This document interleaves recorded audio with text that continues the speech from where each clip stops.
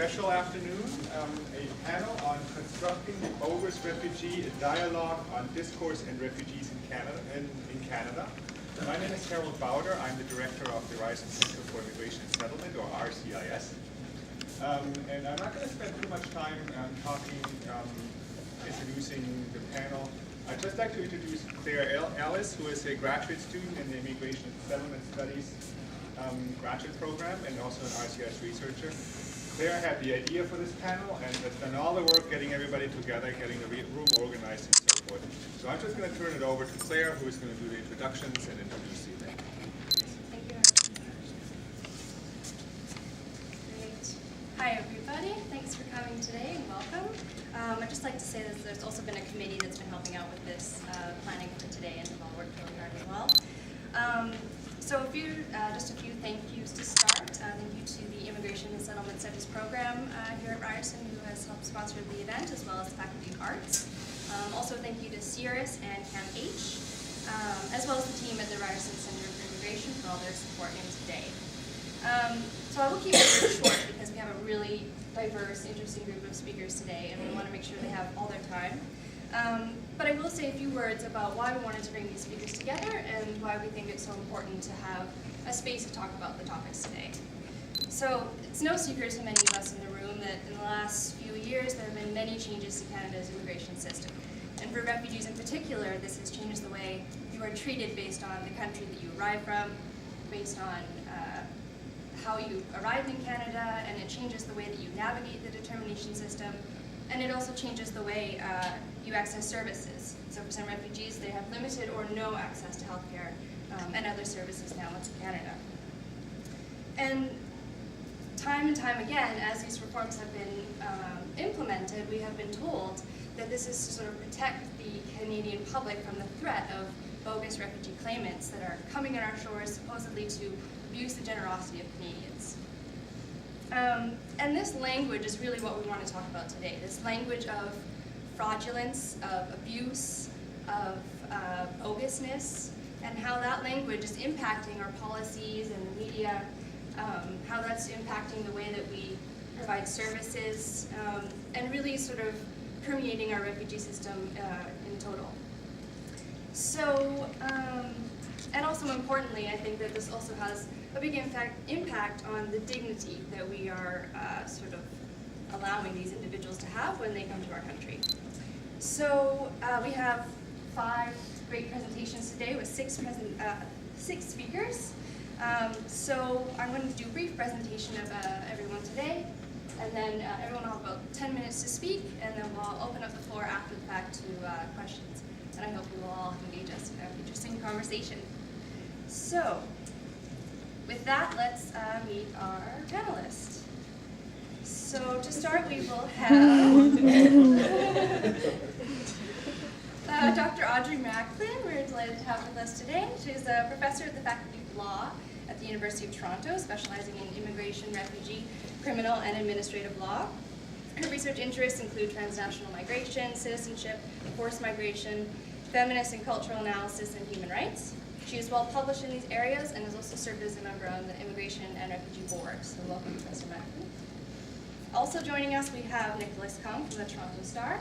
Mr. Keung has been with the Toronto Star since 1997 and has been extensively reporting on issues of immigration and refugee and diversity issues for over 10 years. Welcome, Nicholas. We also have Dr. Dawn Onishenko, an assistant professor here at the School of Social Work here at Ryerson. She's a researcher and activist in the areas of gender, women in conflict in the law, anti-poverty, housing and homelessness, HIV/AIDS, and sexual minority rights. Dr. Onishenko will be speaking today on the construction surrounding sexual minority refugee claimants. Welcome, Professor. And we're also lucky to have with us today Ilmaran Nagarasa. Mr. Nagarasa was the director of an independent news agency in Sri Lanka during the recent civil war.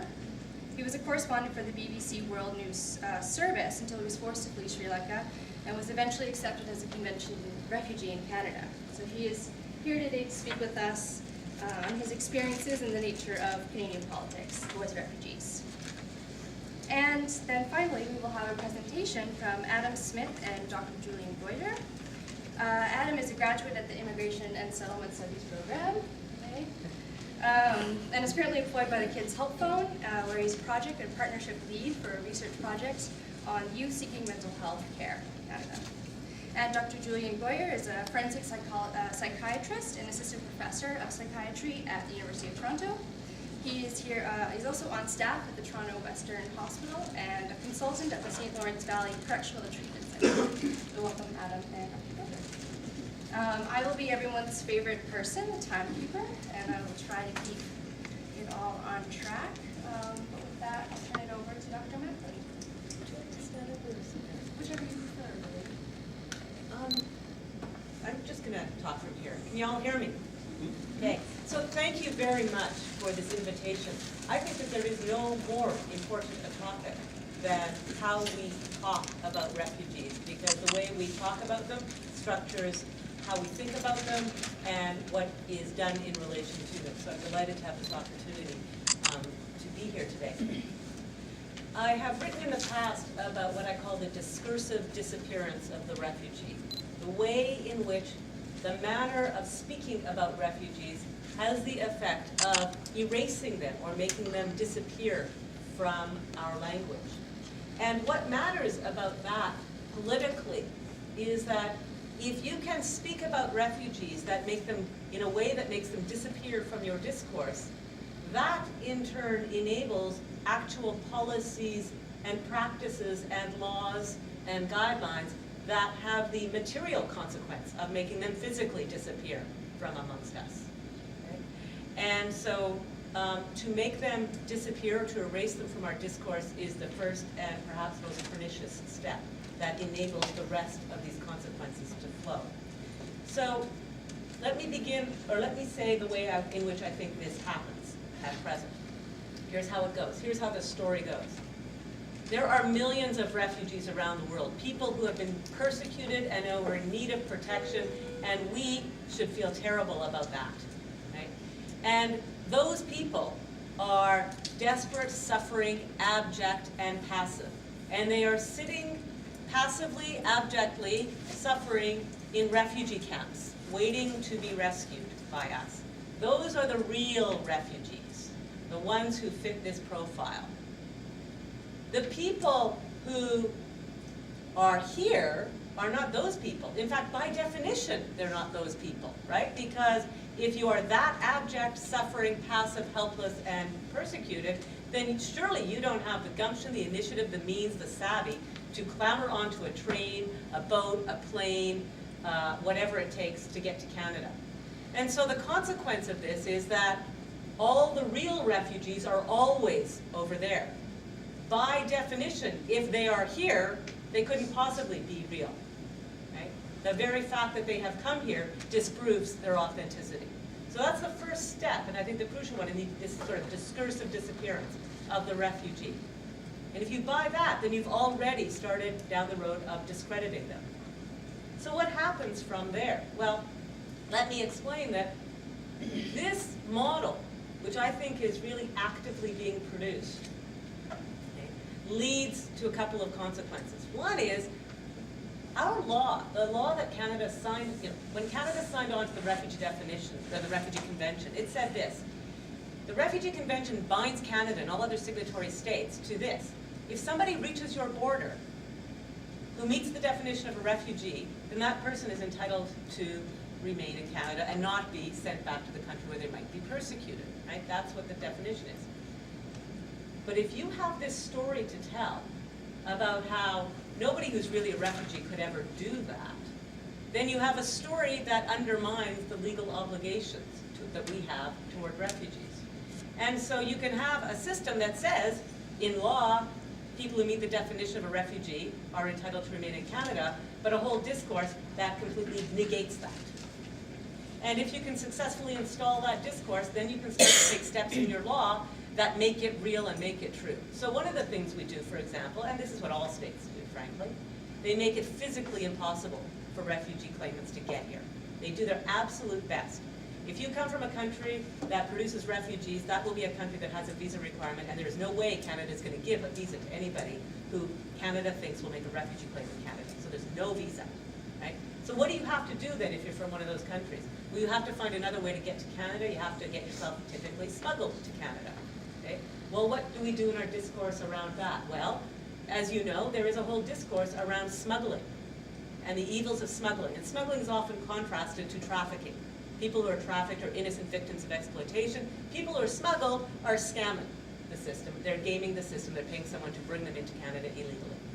It turns out we can't actually find very many trafficked people. We care deeply about them. The government tells you it cares deeply about them, and yet there seem to have great difficulty locating them, at least in Canada. But the existence of the trafficked person and its opposition to the smuggled person is immensely useful, because there are a lot of smuggled people. And if the trafficked person is the victim, the smuggled person is not a victim and is a kind of rule breaker. So the next move in the discourse is this. Somehow you end up, because so many people get smuggled into Canada to claim refugee status, how do you marry that to what I've described as all the good refugees, the real refugees are over there, everybody here is not genuine. You contrast the smuggled person to the refugee. And so you end up with a kind of a false opposition, smuggled versus refugee. If you are smuggled, therefore you are not a refugee. Right? A completely false dichotomy, but one that works against the kind of discourse that I have explained.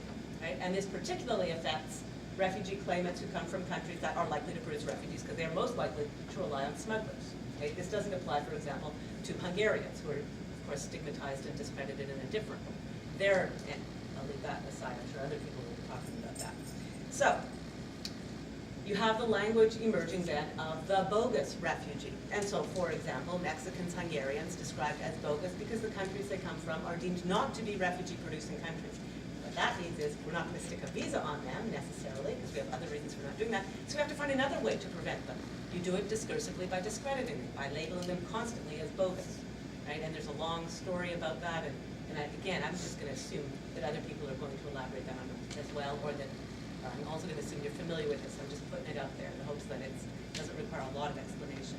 But the work that labeling somebody as bogus does, of course, is immense. And I've been involved in the legal challenge to the Interim Federal Health Program. And you might know that this program denies medical coverage to a large number of refugee claimants from so-called safe countries and to those who are rejected. Both of those categories are presumptively deemed as bogus. Notice how this then enables things to be done to people that are otherwise quite unimaginable. Because under this regime, if you are, for example, a pregnant woman, you will get no health care coverage.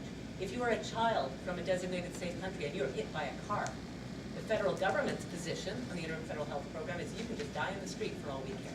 Right? You have to do a lot of work to dehumanize somebody to the point where it passes unnoticed that human beings are going to suffer in this way and be denied medical care. The language of bogus enables that to be done in a way that, frankly, I think would otherwise be unimaginable. Okay? So there's a lot more to be said about that, but I actually want to stop with talking about what has been done and alert everybody to what I see coming down the pipe. You know, late-breaking news in the discourse of disappearance of refugees. Okay? I have noticed that the new minister has a new idiom on the horizon, and so I really want to alert you to this one, the self-selected refugee. Have you heard that one yet? Yeah. Okay, so who is the self-selected refugee? Apparently the self-selected refugee is the one who is acting exactly as the International Convention relating to the status of refugee anticipates, which is the person who flees their country, arrives at the frontier of another country, and makes a refugee claim. This is exactly what the International Refugee Convention anticipates. This is exactly what our law and refugee determination system is prepared for, is made for, is built for. So to use the language of self-selected is already, of course, to prejudge them in some way as gaming the system, as behaving in an audacious way. How dare they do this, right? It's already preparing to discredit them, when what they are doing is exactly what the system is designed for, right? So the idea of self-selected is contrasted, of course, to the one who is passively, abjectly, waiting patiently in a refugee camp to be selected for rescue by the Canadian government. So I want to alert you very much to the emerging discourse of the self-selected refugee and not to be fooled by it. And the second thing I want to do is point out that even if you are inclined to be sympathetic to the idea that it makes more sense, or it's a better idea to be resettling refugee migrants from overseas than have an inland refugee determination system, as some people do. Let me point out that we are now facing an enormous refugee crisis with respect to Syrian refugees. There are millions of them, I think 9 million. The millionth refugee fleeing Syria into Lebanon has just been documented there. A country like Sweden has said any Syrian who manages to get to Sweden, we will give permanent residence status to. Canada, in its, and it's continually telling you about its generous refugee system, right? You'll never hear the word refugee system uttered by the minister without the word generous in front of it, right? So, Canada has committed to, out of, millions of Syrians, to accepting 1,200. 200 government-sponsored, I think, 1,000 privately sponsored, something like that. To date, it has resettled approximately 12. Okay?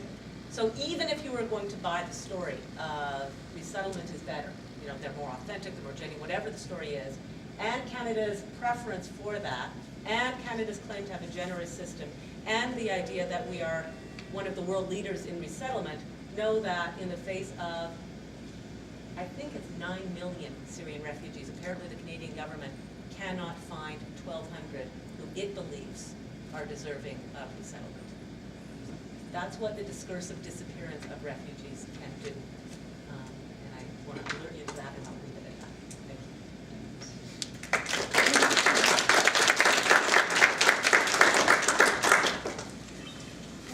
Thank you so much, Dr. Macklin. And next up we'll have Dr. Dawn Onishenko.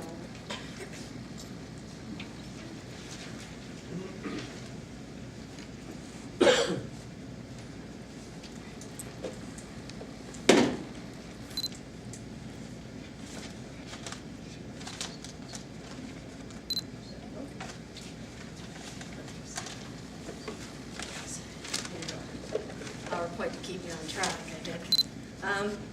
So, good afternoon. So my research I'm presenting today is a little bit about the research that I've been doing around sexual minority refugees. It's a qualitative research study that I have been working on. So the research that I've been working on looks at the proliferation of sort of this increased human rights for sexual minorities, both in Canada and globally. And that's lesbian, gay, bisexual, transgender, queer questioning people, and I'll use gender and sexual minority as the term today.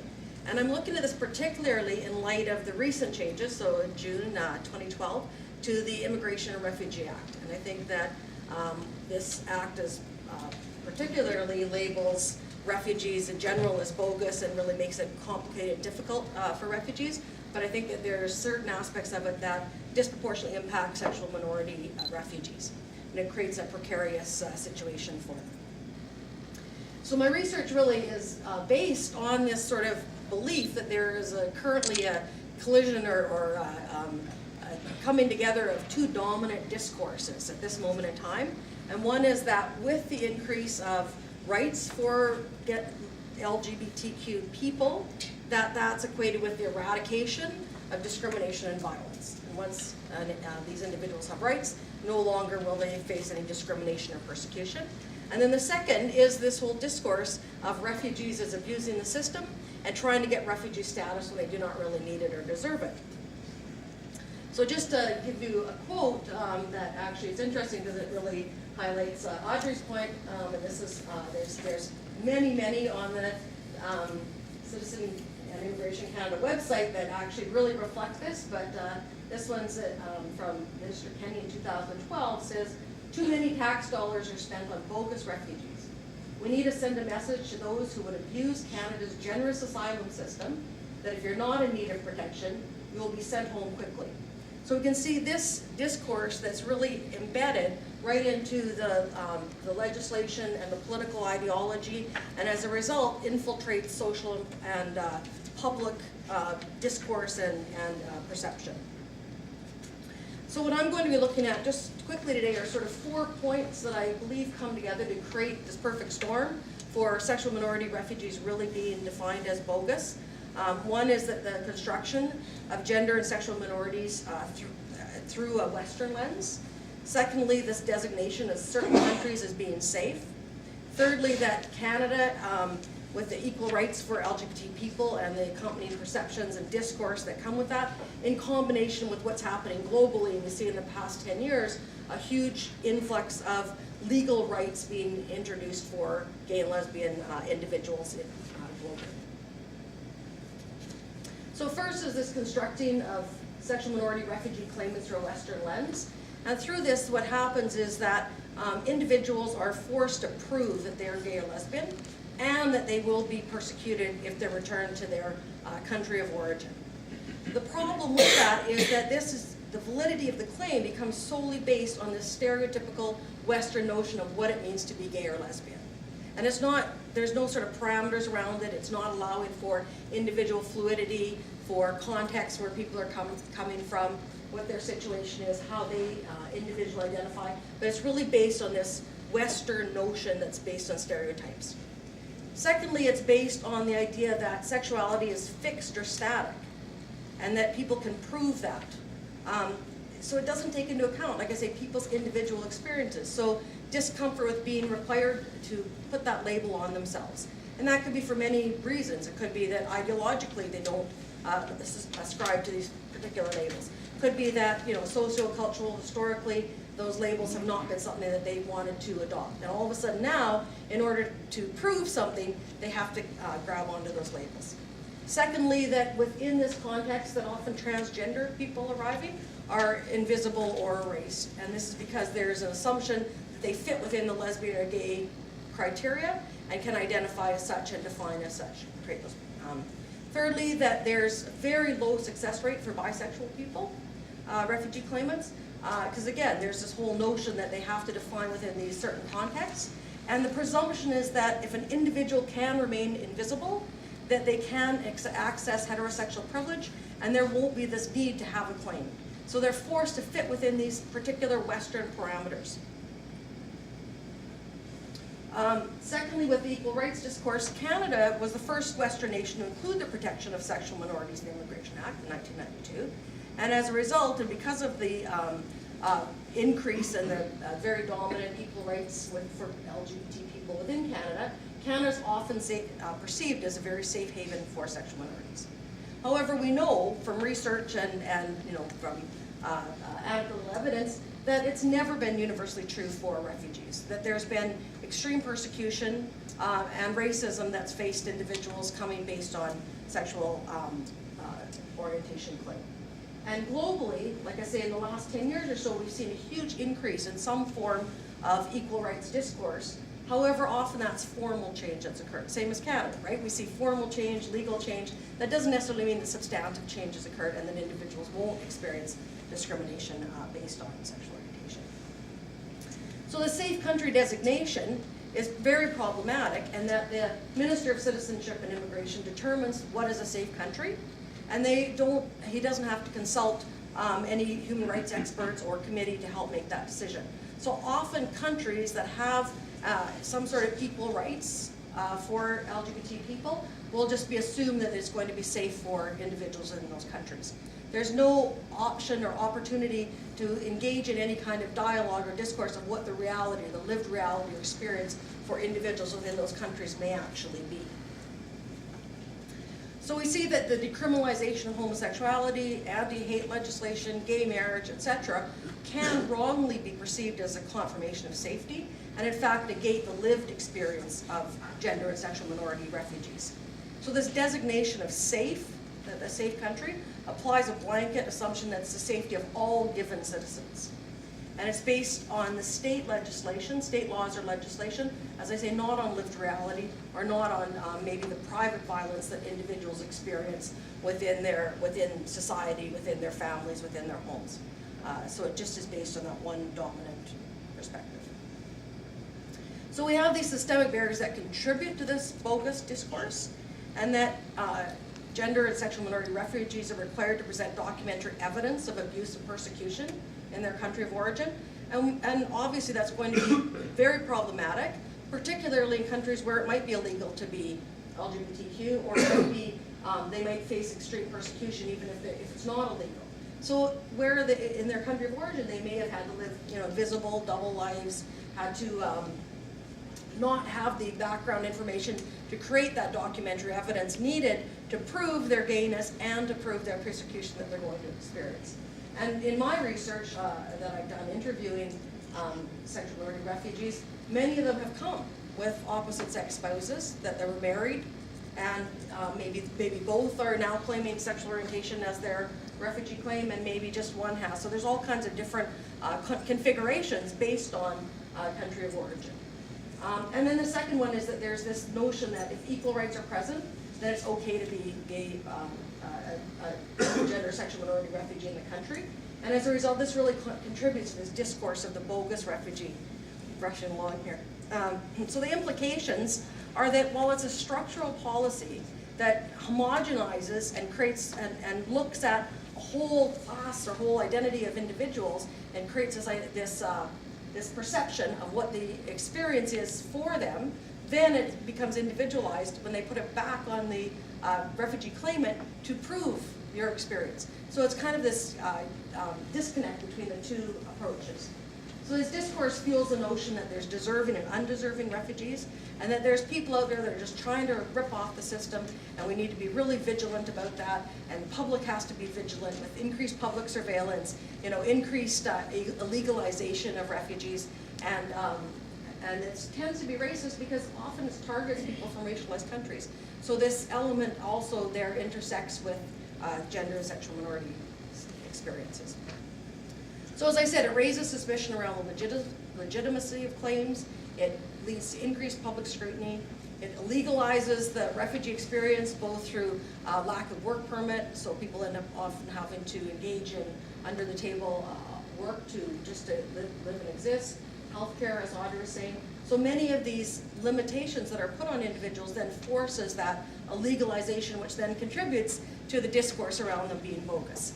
So the burden of proof becomes unreasonable and engages in cultural imperialism, where we believe that with the Western notion of equal rights and inclusion of gay and lesbian is the pinnacle of existence and the pinnacle of inclusion, and so all other countries should just adopt that and fall in line with it. So it then leads to allowing racism and homophobia, both at an individual level, by individuals within the system as well as in the community, as well as structural racism and homophobia that's intrinsic right in the laws and legislation, to go unchecked and unnoticed, really. Okay. Thank you very much.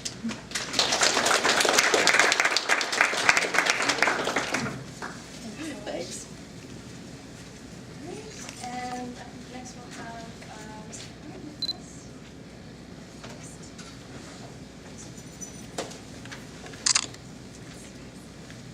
Hi, good afternoon. Thank you so much for coming out to this forum today.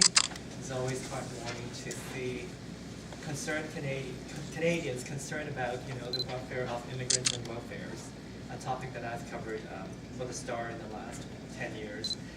In the past few years, especially under this government in Ottawa, we have seen a lot of changes happening to the immigration system and the refugee system, in regards to the refugee determination system, as well as the cuts to the interim federal health program.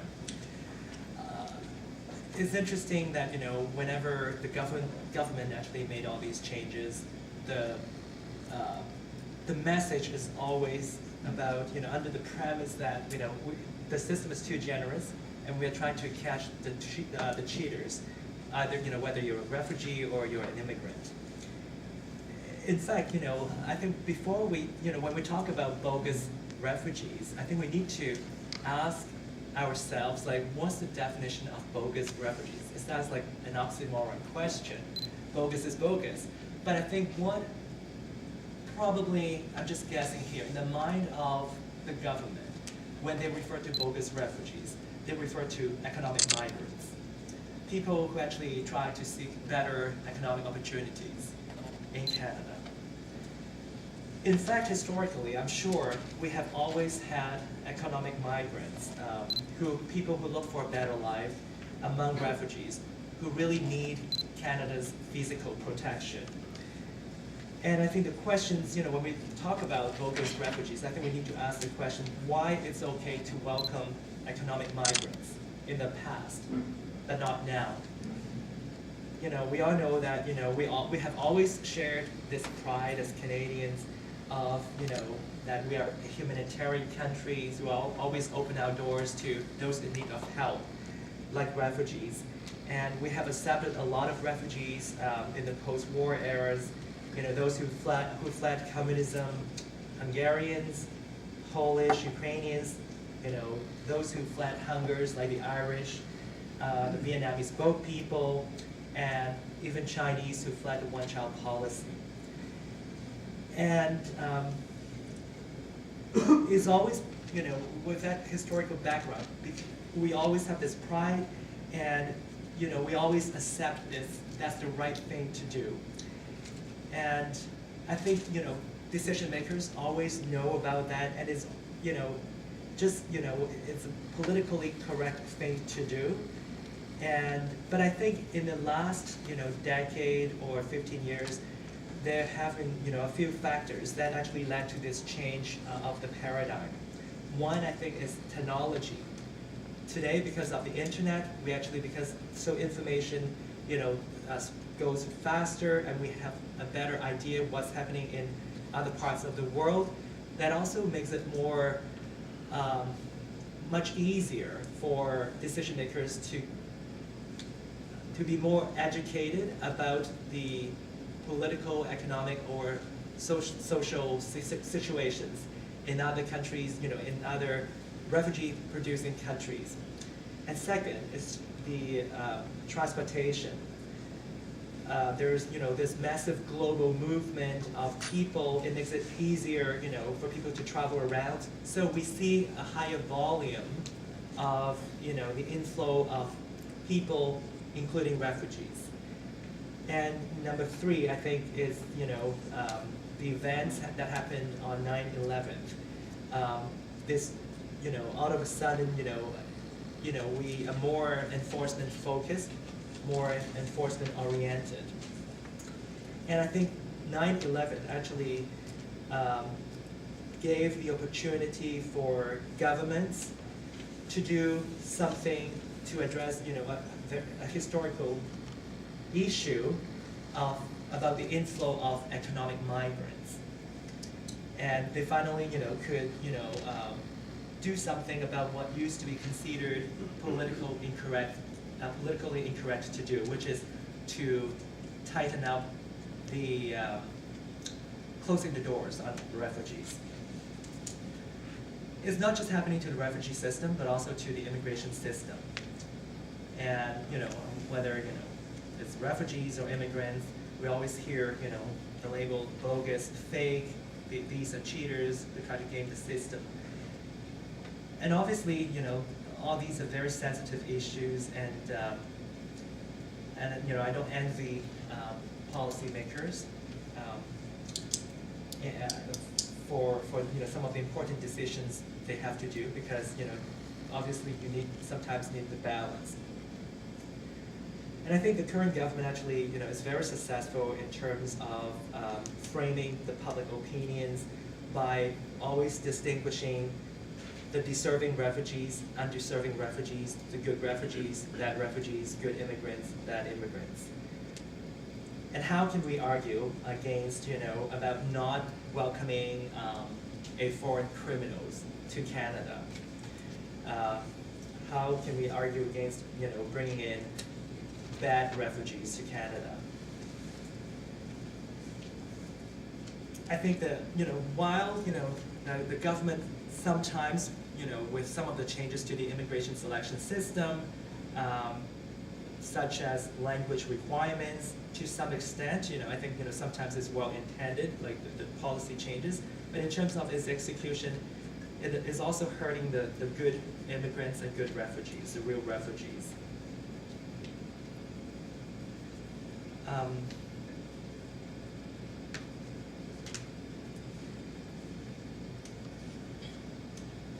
But going back about, you know, the terminology, bogus refugees, I think historically there's always some element of economic betterment for any refugee to come to Canada. even though the immediate threat might be political persecution or human rights abuse, but there's always this sense of betterment for their lives, in the reason to leave their homeland to come to Canada. And I think it's hard to, I don't have an answer why it's okay in the past for the general public to think that it's okay for economic migrants to come to Canada, but it's not okay today. But I think I'm just going to suggest, a couple reasons that might be the cause of, the changing public attitude as well. One is, we live in a developed country, Canada, and now we have more limited, economic opportunities and resources in the society. And there's also, in terms of the volume of refugees arriving in Canada, when one family, fleeing China's one-child policy arriving is okay, but when you have 10 families fleeing, China's one-child policy, then it becomes a threat. I think that's, some, relation to that, like when it comes to the volume. I'm not advocating for an open border, but I think this is a very complicated issue, and there's always a fine line, to be drawn. We all know that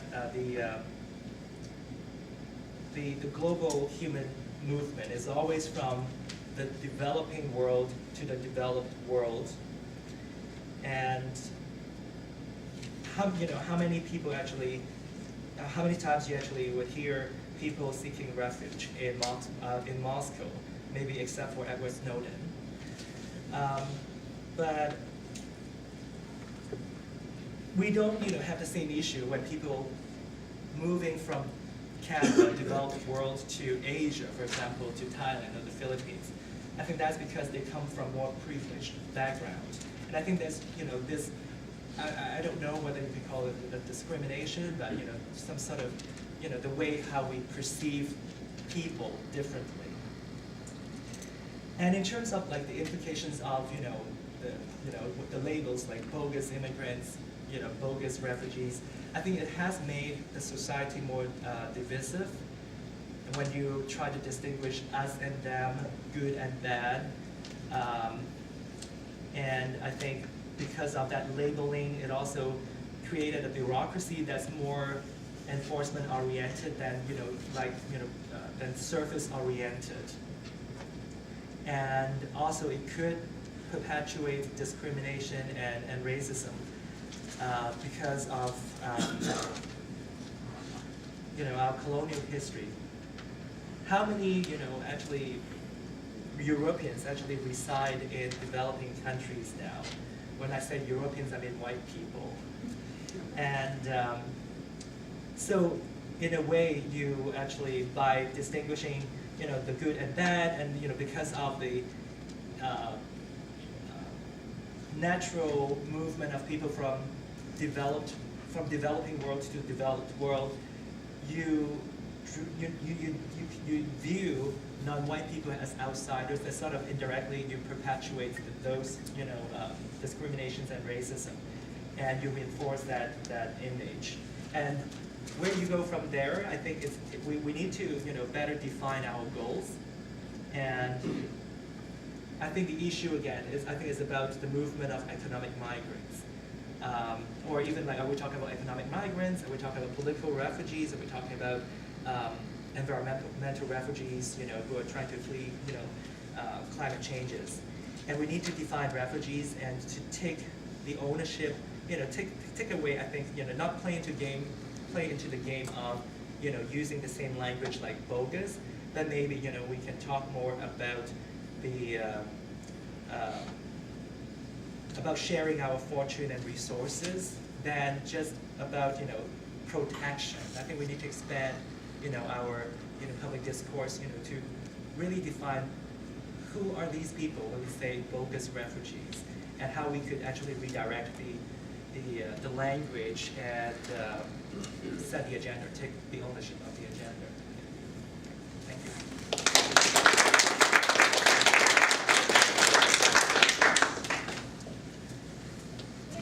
have Mr. Nagarasa. Would you like to submit or?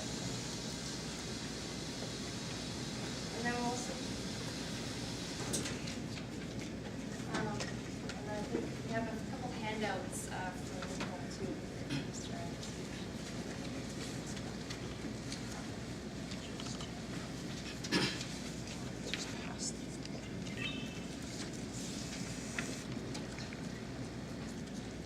Thank you for this opportunity to tell my story and talk about my opinions.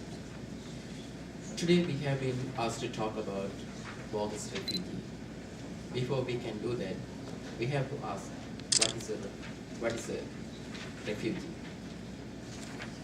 The 1951 Refugee Convention spells out that refugee is someone who, owing a well-founded fear of being persecuted for reason of race, religion, nationality, membership of a particular social group, or political opinion, is outside the country of his nationality and is unable to, or owing to such a fear, is unwilling to avail himself to the protection of that country. This definition is the legal definition. But nowadays, some people are trying to change the definition of a refugee for their own agenda. When I came to Canada on a boat with my fellow 75 other Sri Lankan Tamils in 2009, we were labeled in these ways as illegal immigrants, as a terrorist travelers, as a Tamil migrant type, and as a phony refugee. I asked myself before and after we arrived, a genocide has been occurring in Sri Lanka. I estimate that 100,000 people were murdered in 2009 alone by the Sri Lankan government. Is the Canadian government blind to this killing? Why did the media not clarify what dangers we faced at home? Without our permission, the media was giving us title that hurt us deeply.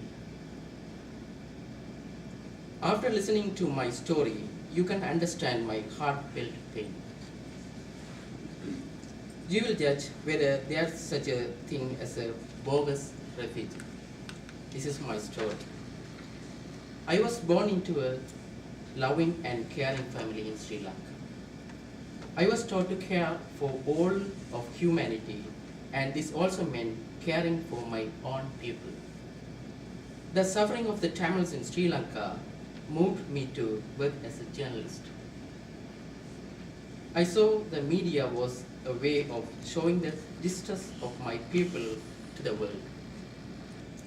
I saw it is a way of protecting my people and of bringing peace to my country.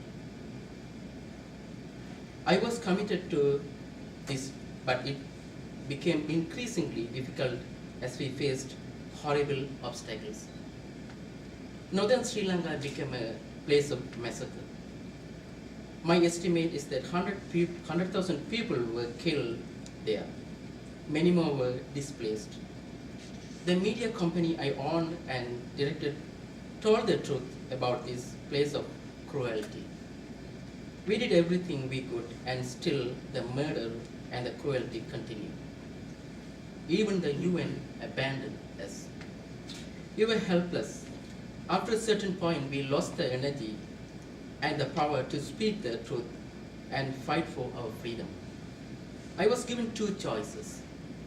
I could die or surrender to the government and become a journalist of propaganda. I couldn't choose either. But finally, I had to decide to when they threaten my family. I am an ordinary human being. I love my family, and for their sake and their safety, I decided to move out the country. I left quickly in a daze. I cleared my desk at the office, packed my journal, my credit card, my camera, and got on a flight to Thailand. I just wanted to leave. I had no idea where I was going. When I arrived in Thailand, I realized there was no point in staying there. Thousands of refugees had waited there for years seeking refugee status. Even people who were accepted by the United Nations were put in a prison in Thailand. I lost my faith in UN and saw no way out, and that was when I decided to place my hope in a ship. I paid a lot of money to some people who promised to take me to a country where I would be safe. I had no choice about which country, only a small hope that I would eventually be safe. I was taken in a small boat out a ship waiting in the ocean. The boat was called the Ocean Lady, and I met 75 other people. They were all strangers to me except one person that I knew from my village. We spent a month and a half on a voyage of the damned. For the first few days, no one talked. Everyone was wrapped in loneliness and sorrow. We were all lost and had lost much. We could have died from loneliness. I thought about ending my life by jumping into the sea. However, I noticed a Christian priest who was very sick, and I began to move to help him, get him a cup of water. This helped me, and we began to talk. We agreed we had to begin to talk with others and to help each other. We were all on a journey without a map, and we realized we needed to each other to be strong. We went through many terrible storms together on this small ship. We began to hold hands together and pray together when these terrible storms happened. We were people from different religions, but at the moment, we were one community of hope. This was the beginning of my renewed hope in humanity. Without being sure we were going to live or die, and without having much confidence about anything, we were trying to embrace each other as human beings. Then one day, after a storm, we saw an airplane with a Canadian maple leaf on it. We all ran out, waved, filled with the hope. We were sure God had arrived to save us. That night, we all slept peacefully. When we opened our eyes the next morning, there were people boarding the ship and pointing gun at us. We were arrested. We wondered if we were back in Sri Lanka. For the whole day, we were all held at gunpoint and arrested by the Canadian military. We were taken to Victoria Harbour and put in a prison, and then transferred to a prison in Vancouver. Everything was taken from me, including the journal I had written on that long voyage. We had no idea what was happening. It was only by watching the television in the prison that we found out what was going on. We were all being portrayed as the terrorists on the Canadian news channels. After struggling to survive for about a month and a half in the Pacific Ocean and finally reaching the shore, the false terrorist label which the Sri Lankan government put on us back home seemed to have followed us all the way to Canada. What was our crime? Our crime was that we wanted to leave. The Sri Lankan government had wanted to destroy us and silence us completely because all 76 of us living witness to all the horrible crimes they had committed. Even during all our ordeals on the ship, we hadn't felt this kind of pain. However, inside the prison, After hearing all these lies on the news channels, I felt as though it would have been better to die at the sea than to be so falsely accused. After about 4 months in prison, we were released under strict conditions amounting to house arrest. For 4 years, until I was accepted as a real refugee, I faced a curfew. I could not be outside of my residence between the hours of 12 a.m. to 6 a.m. Every week I had to go to the immigration to report. They would not allow me to do it over the phone.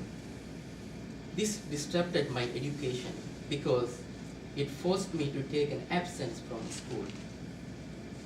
I even missed exams.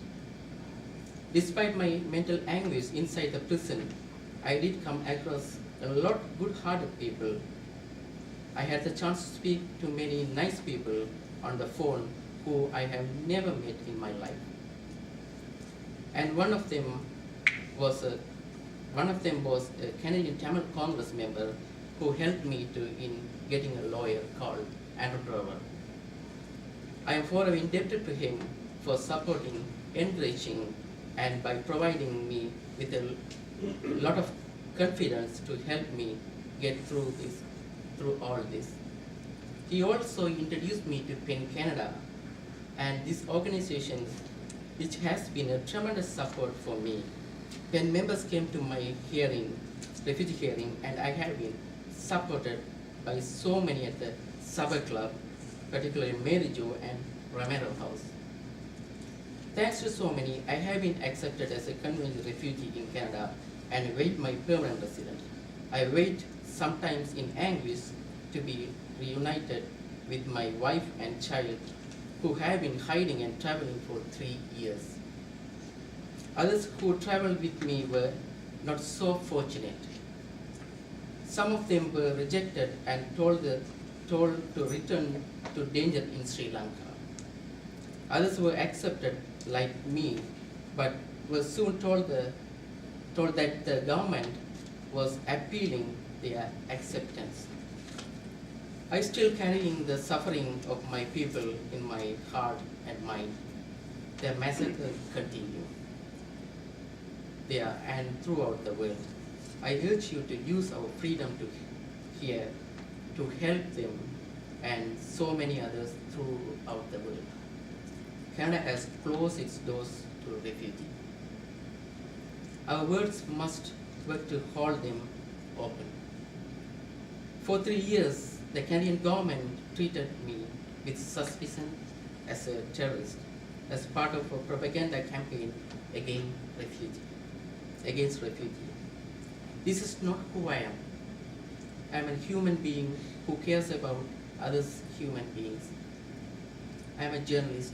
My task is to make the world a safe place, a beautiful place for human beings.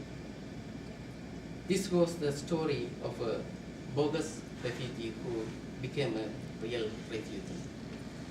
But there was a more important transformation. On that boat, I discovered the human spirit can be strong. Our job is to make it even stronger. This is our only hope for peace in the world. Thank you.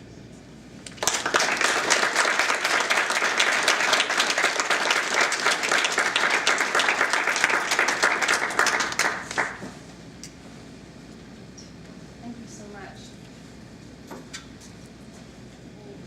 And now we'll have Audrey.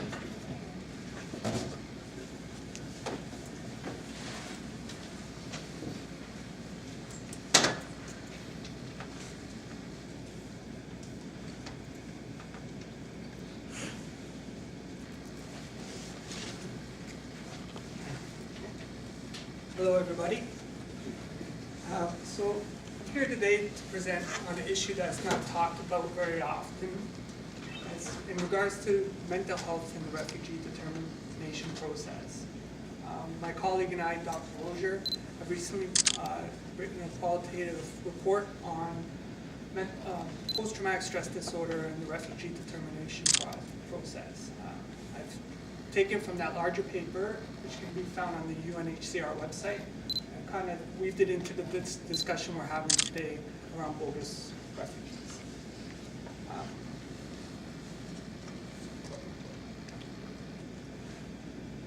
So just to give you some context before we move into a snapshot of what mental health looks like. The research literature has shown that there's been a general decline in acceptance rates among asylum seekers. And our research really focused on asylum seekers versus refugees. That's people who are coming to Canada and making a refugee claim inland. Some of the reasons for the decline have been this fear of bogus refugees, public and political pressure on government and IRB to control so-called bogus refugee claimants, development of new tools within the IRPA and Refugee Reform Act, including designated country of origin, expedited processing times, and increased use of detention. So what is the impact? So we know that there's a decline, and it's becoming more and more difficult for asylum seekers to make claims and to be given refugee status. General asylum seekers who have not been identified to have a mental health issue are having a very, very, very difficult time to prove their credibility and receive a positive refugee outcome. So our question was, if it's difficult for the general population, what does it look for people who are suffering from a serious mental health issue? So our findings suggest that mentally ill asylum seekers are more likely to receive a negative decision due to A, lack of knowledge and experience among decision makers regarding mental health, inconsistent and arbitrary policy relating to vulnerable populations and its utilization by adjudicators, and the over-reliance on expert witnesses in diagnostic categories such as PTSD to affirm credibility. So just to give you a snapshot of what mental health looks like among the refugee population. So refugees, and specifically asylum seekers, experience significant pre-migratory traumatic events. So these include war, torture, violence, etc. Refugee trauma is strongly correlated with post-traumatic stress disorder. So anytime you hear the word refugee, there's this assumption that it's interconnected with post-traumatic stress disorder. The UNHCR reports post-traumatic stress disorder rates of 39 to 100% in the refugee population compared to 1% of the general population. What is missed a lot in this discussion is that there's an automatic link between trauma and post-traumatic stress disorder, and that's what all refugees experience. But what's not mentioned is that there's a high comorbidity among the refugee population. This means that there's co-occurring disorders. So somebody could be experiencing trauma-related symptoms, but also be experiencing depression, adjustment disorders, and other symptoms that might not be recognized by the IRB. So mental health and impact on the whole tribunal process. So we know that refugees and asylum seekers come to Canada with experiencing traumatic experiences, and that translates into mental health symptoms. During the tribunal process, they have a strong difficulty translating their trauma narrative into medical legal language that the IRB could recognize and then make a credibility decision. Some of the things that impact the tribunal process are emotional incongruence, anger, emotional outbursts, disassociation, emotional numbing, memory and lack, and a failure to reach IRB expectations of consistent memory and testimony. And so based on all of that, Canada has actually been a leader in trying to construct policies and guidelines that help mentally ill asylum seekers and refugees. One of the main documents that you can find on the IRB website is the chairperson's guideline relating to vulnerable persons. This is only a soft policy, it's a soft guideline that decision makers can refer to understand some of the issues that mentally ill asylum seekers are facing. But it's not a hard policy, and there's little weight to it.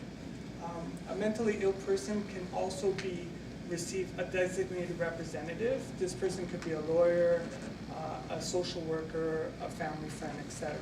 They can help the person to understand what the tribunal process is about.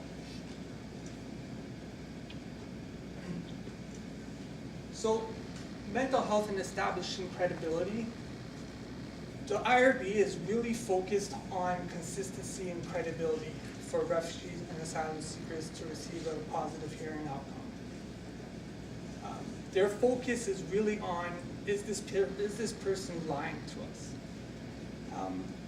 However, they have they're challenged because of the lack of knowledge and resources to really understand what the individual is going through. So what they do is they put the onus on the refugee claimant to seek legal help, and through a lawyer they might be linked to a psychiatrist who can assist them in writing a report that really represents their trauma narrative.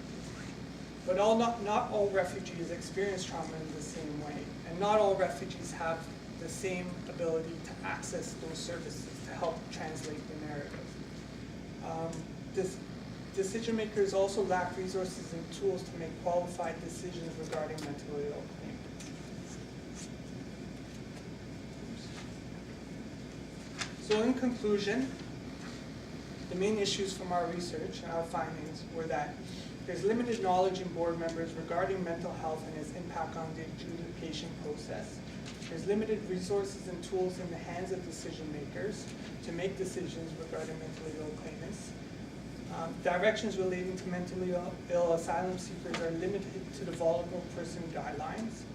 And the refugee determination process has created a two-tier system that seems to be impacting the mentally ill claimant. And the claimant with mental health problems has an enormous difficulty in putting forward their claim. So in essence, I'll just leave it a bit of the summary to my colleague, Dr. Gojer, just to comment on some of the snapshots I did. Got a couple of minutes.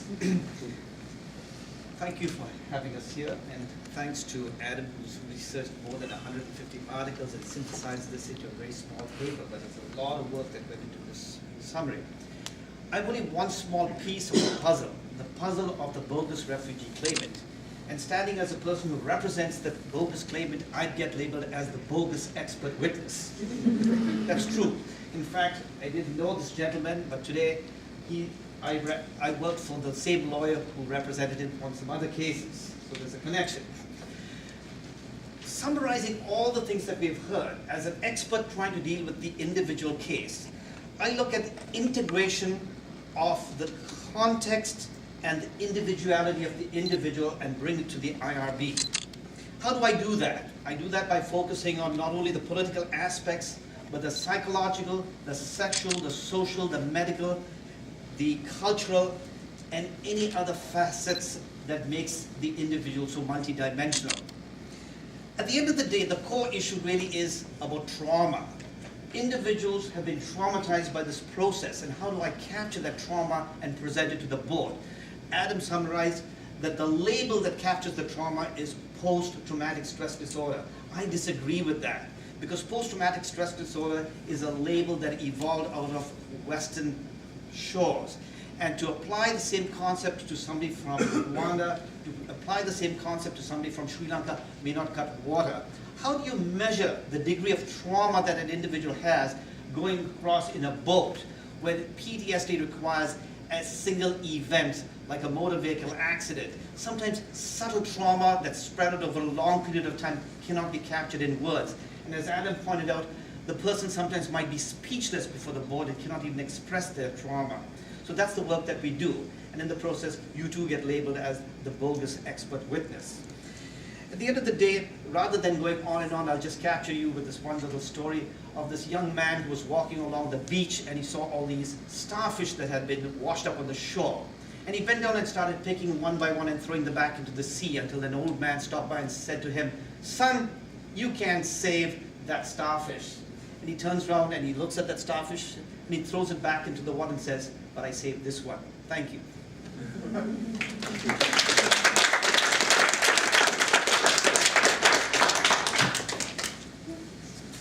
Thank you all so much for your words and personal stories. I think we've had quite a diverse set of opinions and outlooks today. So I want to turn it over to the audience if there's anyone who has anything they'd like to ask or. So I don't think that that the refugee system is the right place for economic migrants. But in order to justify the reforms we're seeing under the current government, I want to see it demonstrated that this is a big problem. That is it true that economic migrants are coming through the refugee system? So I want to ask, what statistics, what numbers should we look for in order to make arguments about this?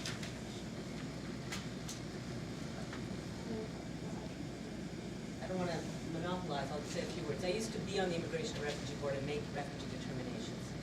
So, based on my experience, first of all, you're not going to get the statistics that you're looking for. Secondly, when we imagine the refugee, we try to imagine somebody who meets a particular definition. But real human beings are much more complicated than that, right? So to say that people are coming fleeing persecution, right, that person will also say to you, I want to be a productive member of this society. Right? So how do you actually disaggregate people, the economic migrant who comes to work from the one fleeing persecution? Well, really, people are multifaceted. What you want to know is, did this person have a well-founded fear of persecution? They may or may not also be highly skilled, highly credentialed. They may have lots of, economic ambitions, or they may have none. You're never going to get that kind of statistically. I think as Nicholas pointed out, this is partly a function of how you create legal definitions. We didn't have this problem of economic migrants coming as refugees before we had a refugee determination system. We just had a bunch of migrants, many of them were fleeing persecution, and coming to Canada. They didn't have to fit into this category. So that's there's a problem in imagining that you can get that kind of information. But let me just say this. There's no doubt that there are people who come and claim refugee status and don't meet the definition. Right? I mean, I can certainly say that. Having decided in many cases, I believe that there are lots of people who don't meet the definition who come. But to use the term bogus is to attach a particular kind of moral judgment to them as evil, as abusers, as scammers, as up to no good. But in fact, they may be people who are fleeing, who are leaving really lousy situations, but who maybe didn't meet the refugee definition one way or another. So part of the work of bogus and economic migrant is not just about saying, what you left might be bad, but it doesn't meet the definition. It's about drawing a moral judgment that is meant to justify what would otherwise seem to be really harsh and kind of otherwise unjust treatment.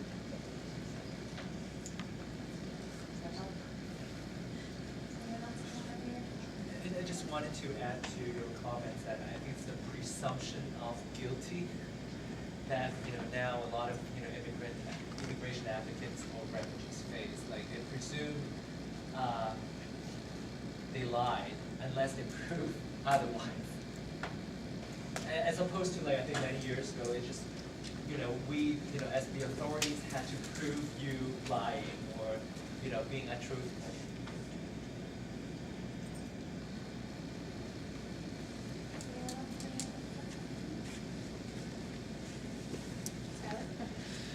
Okay, so this question is probably for the two journalists, but really anyone could answer. What do you think is the role of the media in either engaging with or challenging, or both, the terminology that's being used by the government? I think just just because I cover immigration, I think it's more directly involved in my line of work, but I think just generally, as journalists, we always try our best to educate and inform. And I think in terms of the use of language, there's no way you could actually censor the language of the immigration minister by, not using the word bogus in his comment. But I think you always try to, I mean, for me, like for every single of my story, I try to include as many perspectives as possible. So it's not one-dimensional. You always make that one additional call for, for more depth to a story.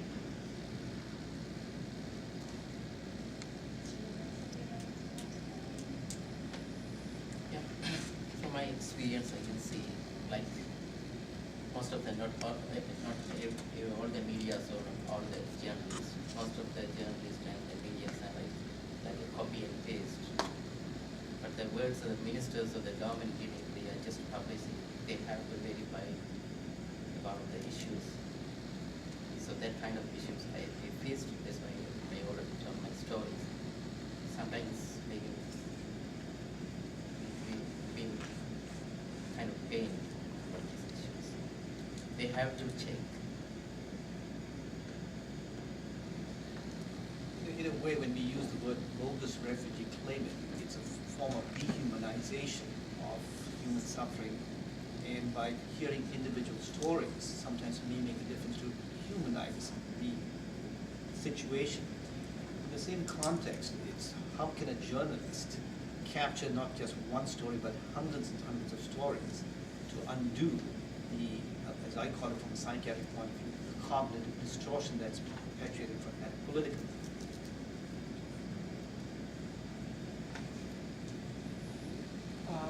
Yeah, a couple of the panelists alluded to this, or at least mentioned race and racism in their talks. So I'm just curious, the members of the panel, how much of this discourse do you think is about race? I know I've been listening to a couple of interesting podcasts recently talking about this notion of dog whistle politics. So, you're not allowed to be overtly racist anymore, and that's politically suicidal. And we have a government that's the successor to the Reform Party that used to be alarmed at Canada's changing demographics in its platform, but I think, learned the lesson it had to be more palatable to a mainstream audience. And so they will always give a nod to the genuine, hardworking immigrants, but they've maintained this discourse of the bogus refugee.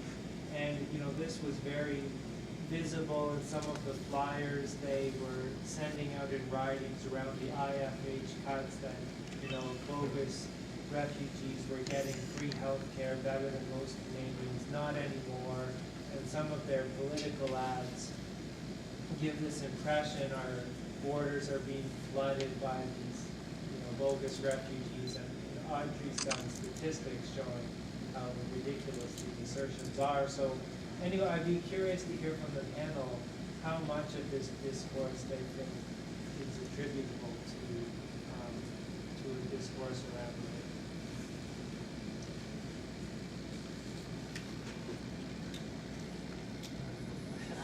We all have thoughts about it. I'll start the ball rolling, but in no way can I give a comprehensive answer to that.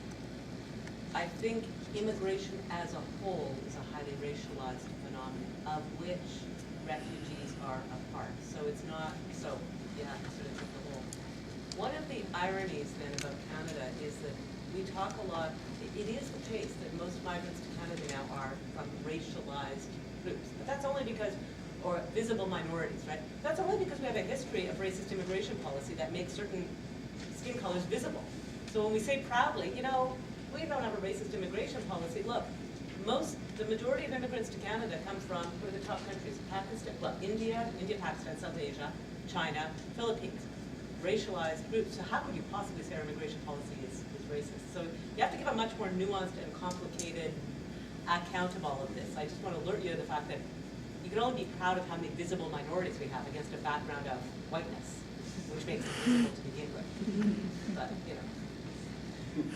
so on the refugee front, there are different stories that are told about different groups that happen to correspond to, particular racialized narratives. So the story about Tamils in Sri Lanka will be a story about security risk. The story about Hungarians, Roma, will be a story about bogus scammers, coming to suck the welfare state dry or something. The story about, there'll be a story There'll be different stories. They're variations on a theme, but they'll have their own particular racialized narrative to go through. And I think generally the issue of any ism is actually very layered and complicated. Because even like when it comes to discrimination, there, I think when when we talk about, for example, racism, I think there's always the elements of classism involved, and there are other isms involved. You cannot really crystallize and purify into one type of discrimination. But I always like to use the example. I went to school in university in the States, and it's actually in terms of that culture, I find it very different. The American culture is very different from Canadian culture when it comes to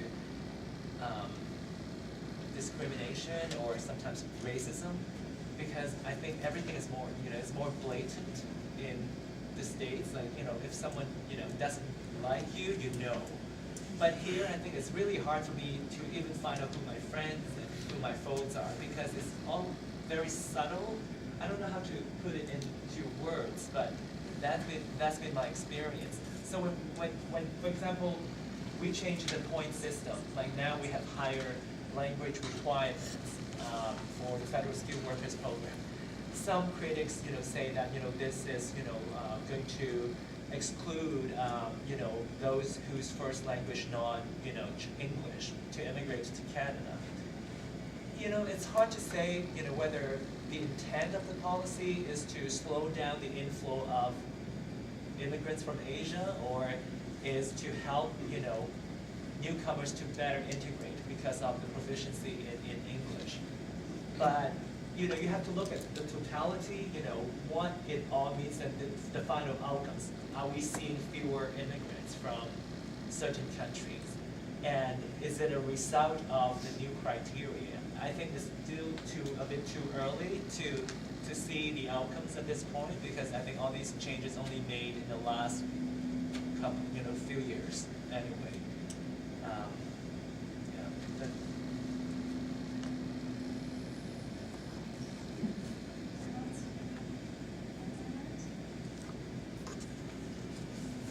Sorry, in the back there.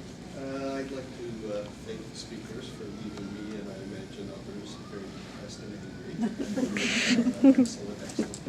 I think we need those feelings to sometimes rise above the kind of neglect and just not thinking about some of the things that are done in our name as a country. And so one wonders, where do we go with this sense of how long Canada's approach to refugee policy is today? And I've got one question and maybe one thought to float on it.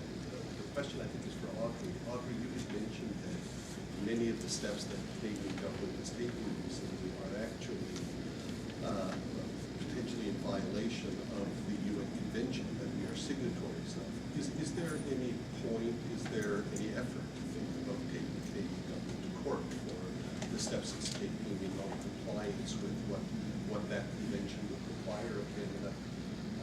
And then the thought, something that I've been thinking about is, so what would a counter-narrative look like, and how does one try to construct a counter-narrative that could capture the imagination of Canadians?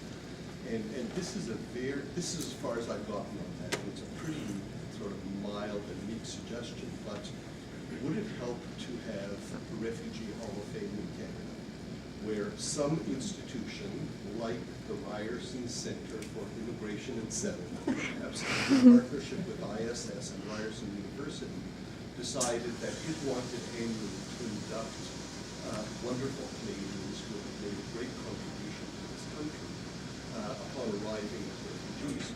Would that be a helpful initiative as one way of trying to construct a different association of refugees in this country? I'll start by answering the question you asked, and Yes. I'm sure that many other people have good ideas out there. So, litigation, yeah. So, I'm involved in that litigation. So, suffice to say that we are taking the government to court, but to add to the really depressing narrative that I've got going, here's more. So it seems to me that a lot of the laws that have been recently passed are not just contestable, borderline, maybe these violate rights and maybe they don't, which, governments do things and they are way over the line. They are kind of in your face flagrantly violations of the Charter, the rule of law, international obligations. Not all of them are, but some of them are. This has led me to believe that in some ways the government actually doesn't care that much whether what it does is lawful or not. And I know this is a deeply cynical thing to say. But I think there is a way in which a government that it feels committed to the rule of law understands the limits of what it can do. A government that is purely directed at political gain will say, okay, maybe it's lawful, maybe it's not, but is it a political win for us? If it's a political win, we'll do it. And then, okay, we'll get challenged in court. Two things could happen. We win in court, bonus, a political win and a legal win. Downside, we lose legally.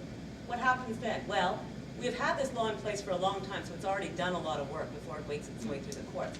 For example, we are sending a message to people now that if they come and they're designated as being designated foreign nationals, they'll be detained for a year with no opportunity for review. Flagrantly illegal. But that's still sending a message constantly, right? And so it'll be a long time before it's successfully challenged. So first, it's a short-term win.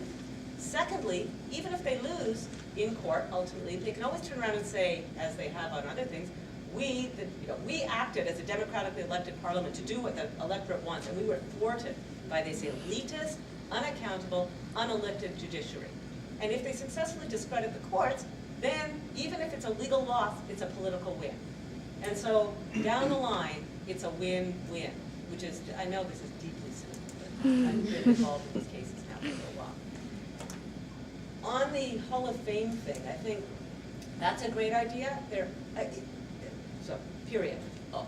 I would say that there is a way in which it's important maybe to reclaim Canada and immigration as a nation-building enterprise. The sorts of things we used to take pride in, having 30,000 boat people resettled in Canada. The sort of thing about being proud of, put it this way, we're now in the process of making citizenship harder to get and easier to lose. And it's all in the name of strengthening Canadian citizenship. But what makes your citizenship strong? Presumably, it's being a citizen of a country you're proud to be a citizen of. And to reclaim that narrative of a nation that is constituted through immigration, that is built by that, not a country that regards immigrants as all potential threats who have to be policed and disciplined. I think there's a way in which we can work, and a Hall of Fame could be part of that, reclaiming that narrative.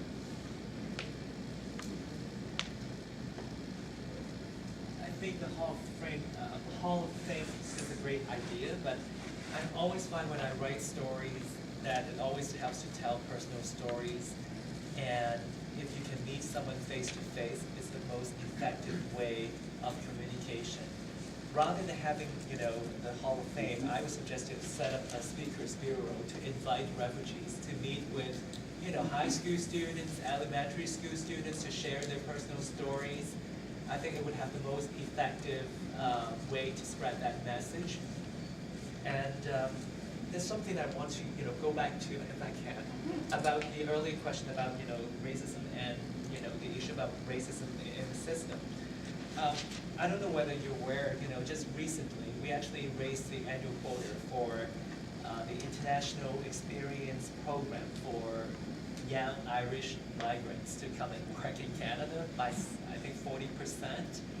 And we have immigration ministers actually visiting, or Minister of Finance, or some of the big wigs anyway, actually promoting this program in Ireland, which is not, doesn't happen too often when the government goes out of its way to encourage immigration from certain places. Chris Alexander recently went to China, but that's after all these wealthy Chinese protested about the cancellation of the investors program, and China has a lot of clout, and so what kind of conclusions you can make? I don't think it's clear cut, but you can draw your own influence. I think there's one question on the back. Hi, thanks to all the panel members. Nicholas, you said something. You said something that really struck me, and it was about the fact that we need to take back the language and we need to take back the agenda.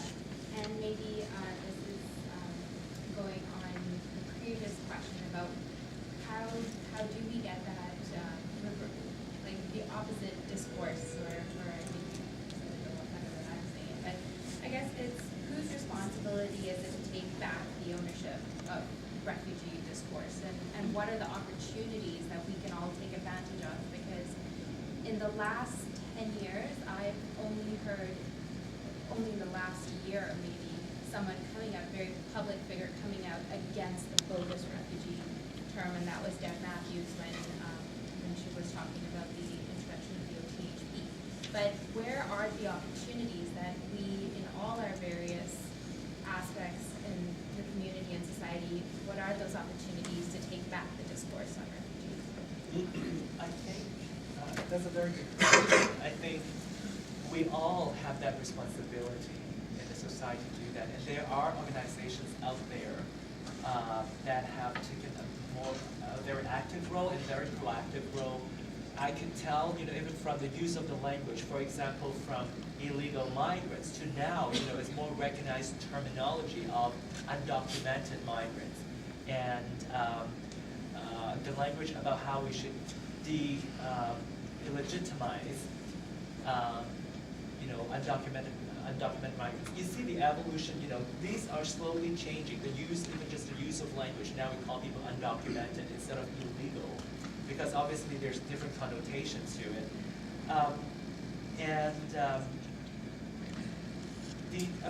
In terms of the opportunity, I think opportunity like this, would help to share knowledge, to share information, and in terms of like setting the agenda, I think I'm sure you have always heard that saying that you need to be, get closer to you, or something to the extent, English is my second language. I always just get it half right.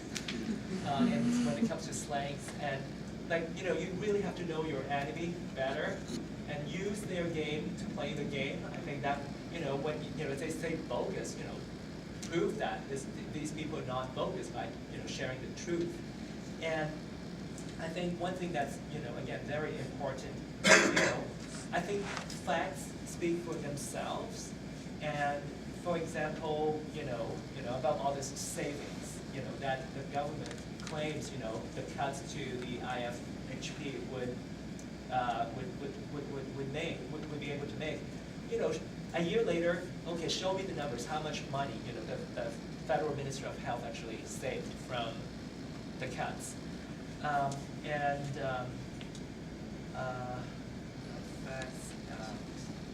Yeah, I think sharing the facts and information is crucial. Yeah.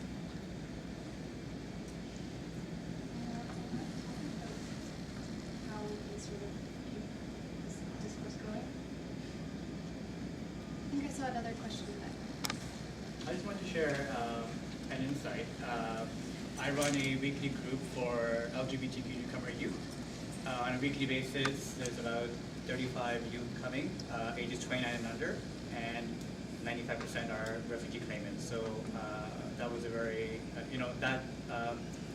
most of them are sort of coming because they're either arriving, having made a refugee claim at the border, or found out and are making a refugee claim now.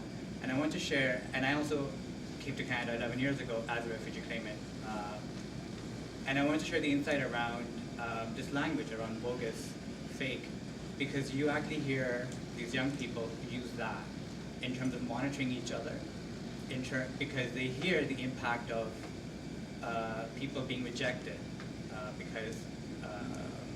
so there is this sense of making sure that you know who's not really gay in the room, and so it's interesting because people are using that lens of what it means to be queer, what it means to be a real refugee. And when they're talking to me, because we have to talk about the process that they have to go through in terms of proving that they're queer, but I realize that we become monitors as well. Do I really believe this person? But is it my job to really make the decision, or is my job to sort of support them in making sure that they have the things they need? So even within the refugee community, there is alertness on who here is bogus or fake, and those are the words that I'll hear or will use even when we're sitting in terms of who do we support.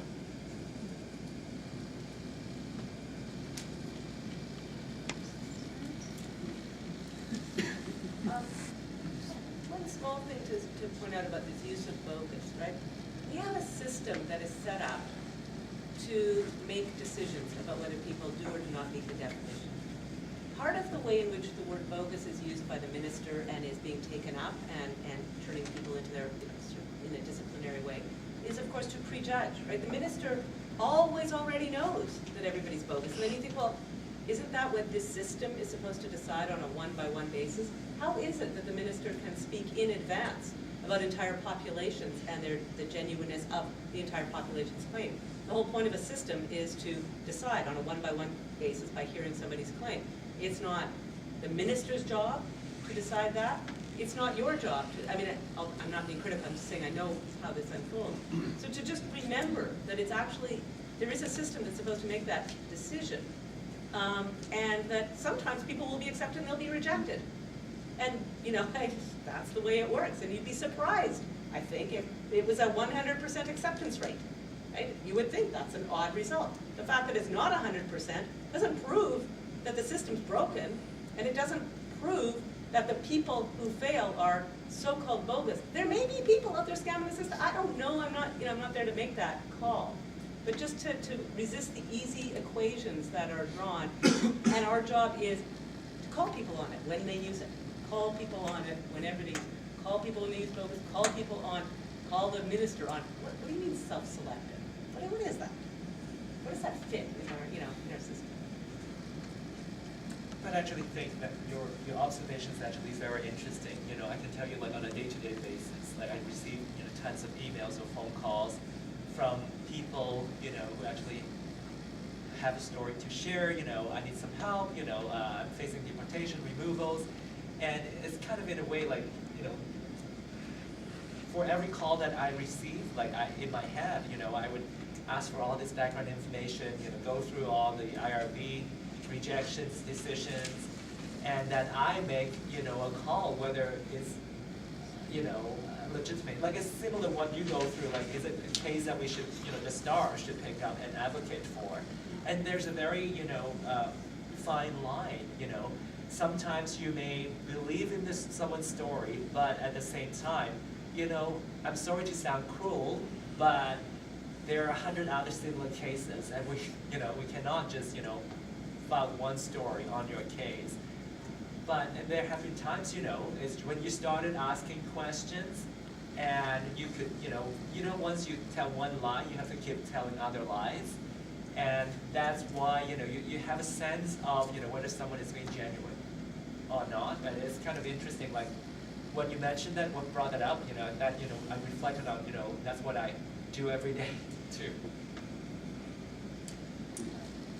I think that it's as this language becomes so entrenched, bogus refugees, fake refugees, trying to stay on the system, cost us too much money, we're generous, all of these things, it just infiltrates the psyche, right, of the general public. As much as we might, deconstruct that and even have a critical lens, it just starts, infiltrating and kind of getting in there, and then it really leads, I think, to that sort of surveillance that comes out of it. So, surveillance from society in general, as well as that internal surveillance that starts happening among, and I'm not just talking about refugees, it's happening all the time within populations, starts becoming like, are you fake, are you bogus? Because that language just then, incites individuals to start thinking that way, as opposed to saying, we have a system, we have a legal system that we have to trust, that is going to make that determination, and it's not really mine to make. That happens over there, and that's between you and the system, right? So I think that that's really the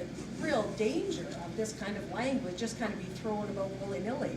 And I think I was shocked when I started doing this research, when I went and looked on the website, just to see how prevalent it was.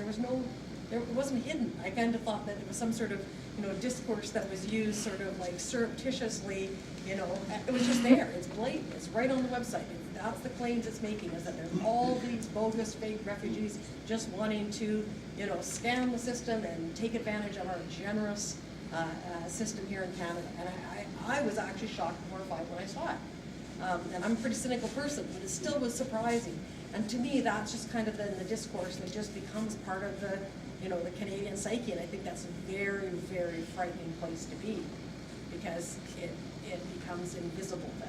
And one of those things that really, I think, leads to that surveillance and judgment, as opposed to just kind of being able to be compassionate people, you know, from a social worker point of view, of service delivery, of being the advocate, of being the support, without making that judgment, without saying, are you worthy of my advocacy? You know, so I think that's where it becomes very frightening for me, and very important to deconstruct it and put it out there as often as we can, what that means and how we're going to be taking it. And I think that also leads to the question about that subjective interpretation of whether someone is genuine or not. Like, you can ask a lot of objective questions, I think, from experience, you know, as an IRB member, but at the same time, like, because when Dawn actually brought it up, I was thinking, you know, isn't just, you know, sometimes it could be just because of my impression that I decide there's a non-story here, or someone, you know, this person is not, you know, telling me the truth. But, you know, there could be, you know, the language barrier or cultural difference that also, you know, in place, you know, for me to make that judgment call whether, you know, someone is deserving or not. And I think how we take it up, so for me, looking at gender and sexual minorities, well, it really is subjective, I think, for most people asking those questions. It's not necessarily the subjective questions. So most of us are constructed from a particular vantage point, and the person we're asking those questions is constructing their identity from a different vantage point, and so I may judge, well, they're really not offended. I've caught them in a lie. Well, have I really caught them in a lie, or are we just coming from two different vantage points that I'm making this judgment, this determination? Yeah, my question, thank you to the panel. It's quite a broad question, but I'm just curious because I'm hearing more about unaccompanied minors coming to Canada, and I'm wondering, in your research and in the work you do, how is this discourse affecting children and youth arriving? If you've even come across this discourse, particularly for children. Can you specify your question again? I'm just wondering how this discourse is affecting children who are being placed with that, you know, that terminology on them. In my line of work, I'm seeing more and more often young people arriving, being sent by themselves, and arriving and having to claim and go through the process as refugees, but young enough that they don't know the system at all. I've actually looked into, like, I think it was 2-3 years ago when I, you know, heard, you know, the rumors that there had been a surge on the number of unaccompanied minors. I actually contacted IRB for the statistics, and it seemed to be quite steady in the past. And in my limited, you know, capacity, actually being exposed to the issue of unaccompanied minors, the ones that I you know, I just, you know, don't know enough that, you know, the discourse actually of, you know, bogus refugees actually have any impact on this group. Where I have seen, where I think it happens in the discourse is unaccompanied minors are sometimes framed as being trafficked. And it is possible that some, you know, I don't know, I can't speak to the facts of this, but to the extent that there is a framing of that done, then they become objects to be, who are vectors of crime, right? And not really refugees, but rather innocent victims at best of this criminal network, the solution for which is rarely keeping them in Canada, right? The solution is somehow sending them back to somewhere else. So I think it comes in that kind of, to that, beyond that I don't have a lot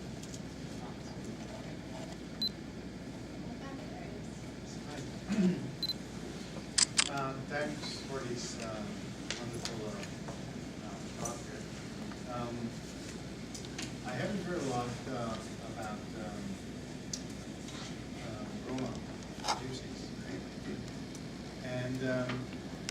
called again? The UN Refugee Act or Convention. Convention? Yeah. So, as far as I understand, it's specifically tailored after the Second World War for Jews and Gypsies, right? So,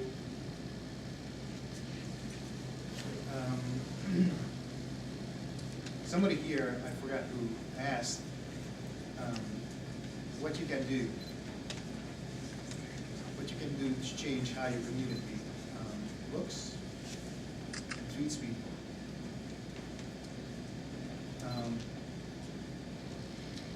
So in Eastern Hungary, there's a town called Miskolc, where the vast majority of Roma come. So how you are being seen, how the Maple Leaf is being seen, is from huge billboards, several buildings, right beside the words, "Don't come." You have changed the law, you are not welcome. Somebody else asked how it affects children. So what about the family that we visited? That young girl, you remember her? She couldn't leave the house for 2 years from the sanctuary. This is how it affects. So the largest refugee is the numbers, right, that come from Europe. Right now are the Gypsies, the Roma, and some Jews sprinkled in. And the Gojer go in or are married to us. So if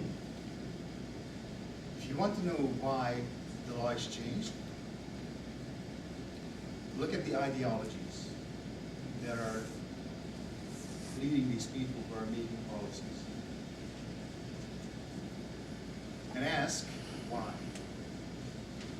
And if you cannot change it, ask who controls you.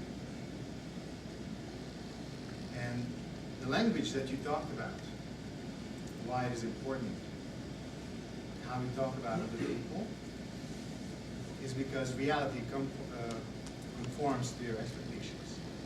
And you will see what you want to see. And this is why, what you said, it's very important to see who is your enemy, to know their game, to play it up. So, I would like to see more Canadians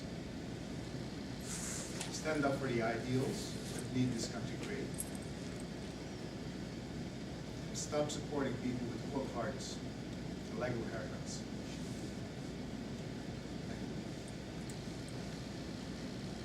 I think that's actually kind of a good segue into wrapping up for today.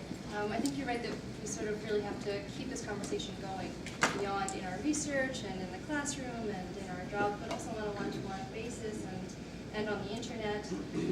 We need to sort of really keep challenging this discourse and calling it out, as Dr. Macklin said, because if we're seeing it occur in our youth groups and in our schools and in our elementary schools, it's only going to sort of continue and be sort of perpetuated. So another round of applause for all of our wonderful speakers.